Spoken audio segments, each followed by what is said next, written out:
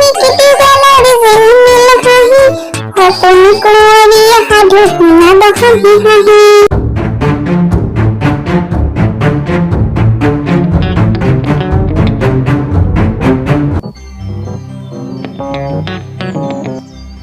এসময়ত এখন দেশত এগৰাকী বৰ সুন্দৰী আৰু বিদুষী ৰাণী আছিল।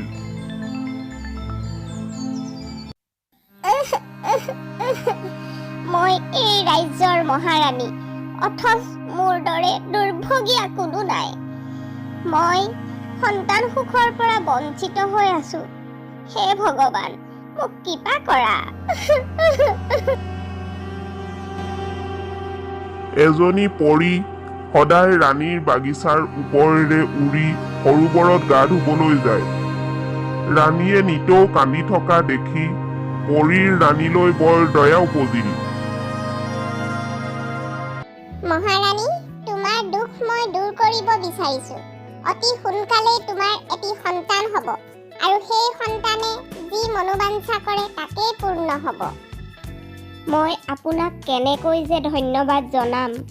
অৱশেষত বিধাতাই মোৰ কথা শুনিলে, আপোনাক মোৰ দুখ মোচন কৰিবলৈ পঠালে।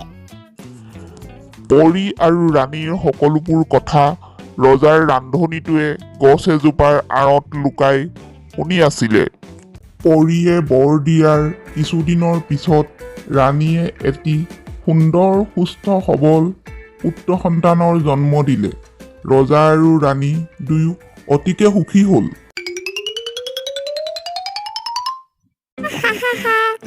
মা, মই লুকাইছো, তুমি বিচাৰা। ৰাজকুমাৰ, ৰাজকুমাৰ, বেছি দূৰলৈ নাযাবা। ক'ত আছা? মই বিচাৰি পোৱা নাই। ৰাজকুমাৰ, এইফালে আহা। ৰাজকুমাৰ আৰু ৰাণীয়ে মনৰ আনন্দত উদ্যানত লুকা-ভাকু খেলি আছিল। এই সুবিধাতে ৰজাৰ ৰান্ধনীজনে ৰাজকুমাৰক অপহৰণ কৰি নিলে।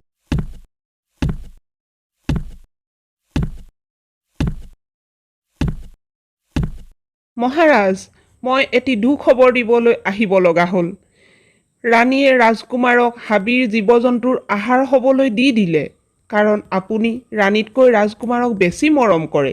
সেয়ে ৰাণীয়ে হিংসাতে তেনেকুৱা কৰিলে। মহাৰাজ, মহাৰাজ, আমাৰ পুত্ৰ। দুৰাচাৰী নাৰী, মই তোমাৰ একো কথাই নুশুনো। প্ৰহৰী, এই দুৰাচাৰী নাৰীক মোৰ চকুৰ সন্মুখৰ পৰা আঁতৰাই নিয়া আৰু পোতাশালত বন্দী কৰি ৰাখা। মহাৰাজৰ আদেশ মতেই দুজন প্ৰহৰীয়ে নি ৰাণীক কালকোঠৰীত বন্দী কৰি ৰাখিলেগৈ।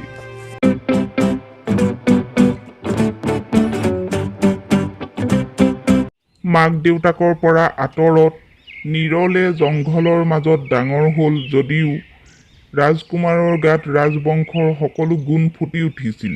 ৰাজকুমাৰে জনাই নাছিল যে সি এজন ৰজাৰ সন্তান। ৰাজকুমাৰ, মোৰ ইমান বছৰৰ প্ৰতীক্ষাৰ অন্ত পৰিব। তই মোৰ উচ্চাকাংক্ষাৰ জখলা হ'বলৈ সাজু হ। হা হা হা হা হা। মোৰ প্ৰিয় ভতিজা। খুৰাদেউ, কওক। মোৰ প্ৰিয় ভতিজা, তুমি মোক উপহাৰ দিয়াৰ যোগ্য হৈ উঠিছা। খুৰাদেউ, কওক, মই কি কৰিব পাৰোঁ? তুমি তোমাৰ দুচকু মুদি এখন সমৃদ্ধিশালী ৰাজ্য আৰু এটা ৰাজপ্ৰসাদৰ কামনা কৰা। সেই ৰাজ্যৰ ৰজা তুমি হ'বা আৰু মই তোমাৰ প্ৰধানমন্ত্ৰী হ'ম। ৰাজকুমাৰে সেইমতে কৰাত তেওঁ এটা সুদৃশ্য প্ৰসাদৰ লগতে এখন সমৃদ্ধিশালী ৰাজ্যৰ ৰজা হ'ল। এইবাৰ তুমি বিয়া পাতিবৰ কাৰণে এগৰাকী সুন্দৰী আৰু জ্ঞানী ৰাজকুমাৰী কামনা কৰা। হাতত তৰোৱাল তুলি সকলো সময়তে ৰাজকুমাৰীক ৰক্ষা কৰাৰ শপত লৈ দুয়ো বিবাহ পাশত আবদ্ধ হ'ল। ৰাজকুমাৰৰ বিয়া হোৱা বহুত দিন হ'ল। এতিয়া ৰাজকুমাৰৰ মৃত্যু হ'লেও কোনেও মোক সন্দেহ নকৰে। আজিয়েই মই ৰাজকুমাৰীক ভয় খুৱাই ৰাজকুমাৰক হত্যা কৰিবলৈ বাধ্য কৰিম। ৰাজকুমাৰী, তুমি ৰাজকুমাৰক হত্যা কৰিব লাগিব, কাৰণ ৰাজকুমাৰক হত্যা কৰিলেহে মই এই ৰাজ্যৰ ৰজা হ'ব পাৰিম। ৰাজকুমাৰীক ভয় খুৱাওঁতে ৰাজকুমাৰে এখন খিৰিকীৰে দেখি আছিল। ৰাজকুমাৰী, তুমি কিয় মন মাৰি আছা? মোক কোৱা, কিজানি মই তোমাৰ সমস্যা দূৰ কৰিব পাৰোঁ। ৰাজকুমাৰ, আপোনাৰ মন্ত্ৰীজন বহুত বদমাছ। সি মোক আপোনাক হত্যা কৰিবলৈ আদেশ দিছে। লগতে কৈছে আপুনি এজন ৰাজপুত্ৰ। আপোনাৰ গাত দৈৱ শক্তি আছে বাবে নিজৰ নষ্ট স্বাৰ্থ পূৰণ কৰিবলৈ সৰুতেই চুৰ কৰি লৈ আহিছিল। ৰাজকুমাৰী, এই সকলো কথা মই ইতিমধ্যেই জানিছোঁ। চিন্তা নকৰিবা, মই তাক এতিয়াই মোৰ দৈৱ শক্তিৰ বলত এটা কুকুৰলৈ ৰূপান্তৰিত কৰিম আৰু মোৰ জন্মদাতা পিতৃ মাতৃক বিচাৰি উলিয়াম।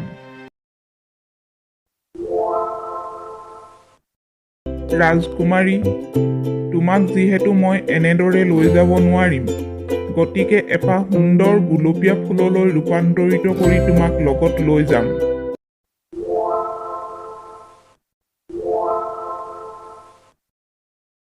কুকুৰটোক শিকলি লগাই টানি টানি এটা ধুনীয়া বগা ঘোঁৰাত উঠি নিজৰ জন্মদাতা পিতৃ মাতৃক বিচাৰি ৰাজকুমাৰে যাত্ৰা আৰম্ভ কৰিলে। ৰাজকুমাৰে নিজৰ পৈতৃক ৰাজ্য গৈ পাই তাৰে স্থানীয় লোকক সোধা পোছা কৰিলে আৰু গম পালে মহাৰাণীক এটা পোতাশালত বন্দী কৰি ৰখা হৈছে। ৰাজকুমাৰ পোতাশালটোৰ কাষত উপস্থিত হ'ল আৰু পোতাশালত বগাবলৈ এডাল জখলা কামনা কৰিলে। মহাৰাণীৰ জয় হওক। আশা কৰোঁ মহাৰাণী কুশলে আছে।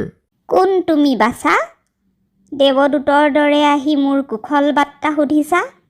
আৰু তুমি এই পোতাশালত কেনেকৈ সোমালা? মই এডাল জখলাৰ সহায়ত এই পোতাশালত প্ৰৱেশ কৰিলোঁ আৰু ময়েই আপোনাৰ সেইজন পুত্ৰ, যিজন পুত্ৰক জীৱ জন্তুৰ মুখৰ আগত দিয়া বুলিয়েই আপোনাক এই পোতাশালত ইমান দিনে বন্দী কৰি ৰখা হৈছে। কি? তুমি সঁচাই মোৰ পুত্ৰ? হয় মহাৰাণী, ময়েই আপোনাৰ পুত্ৰ। মই অতি সোনকালে আপোনাক এই পোতাশালৰ পৰা মুক্ত কৰাৰ ব্যৱস্থা কৰিম। এনেদৰেই দুয়ো মাতৃপুত্ৰৰ মধুৰ মিলন ঘটিল। ৰাজকুমাৰে বহুতো হৰিণা ৰজাক উপহাৰ দিবলৈ স্বীকাৰ কৰি আনিলে।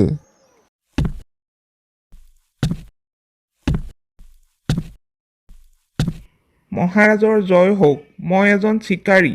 চিকাৰ কৰি ধৰা 200 হৰিণা মহাৰাজক উপহাৰ দিবলৈ আনিছোঁ। বহুত দিনৰ মূৰত এনে সুখবৰ পালোঁ। হে মহান চিকাৰী, আপোনাক মোৰ ৰাজ্যলৈ স্বাগতম জনাইছোঁ। ৰাজকুমাৰে নিজৰ মনৰ মাজতে ভাবিলে, যিকোনো এজন সভাসদে যেন ৰাণীৰ স্বাস্থ্যৰ খবৰ সোধে, এয়াই বৰ্তমান মোৰ কামনা। মহাৰাজ, আজি এনে শুভ দিনত মহাৰাণীৰ স্বাস্থ্যৰ বুজ এটা ল'লে কেনে হয়? নাই নহ'ব।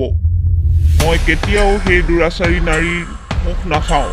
মহাৰাজ, মহাৰাণী সম্পূৰ্ণ নিৰপৰাধী। এই বিষয়ে মোৰ হাতত প্ৰমাণ আছে। তোমাৰ ওচৰত কি প্ৰমাণ আছে? সোনকালে সকলোকে অৱগত কৰা। মোৰ কাষত যিটো কুকুৰ দেখিছে, সিয়েই আচল কালপিত আপোনাৰ ৰাজমহলৰ ৰান্ধনীটো। ইয়াক মই দৈৱ শক্তিৰ বলত কুকুৰলৈ ৰূপান্তৰিত কৰি আপোনাক প্ৰমাণ দিবলৈ লৈ আনিছোঁ। ৰান্ধনীটোৱে নিজ মুখেৰে নিজৰ সকলো দুখ স্বীকাৰ কৰিলে। ৰজাই তাক পোতাশালত দিলে। ৰজাই ৰাণীক পোতাশালৰ পৰা মুক্ত কৰিলে আৰু বিনা কাৰণত ইমান দিনে দিয়া শাস্তিৰ বাবে ক্ষমা বিচাৰিলে। ৰাজকুমাৰে দৈৱ শক্তিৰ বলত গুলপীয়া ফুলপাহ পুনৰ ৰাজকুমাৰীলৈ পৰিৱৰ্তন কৰিলে। ইয়াৰ পাছত সকলোৱে মিলিজুলি সুখে শান্তিৰে বাস কৰিলে।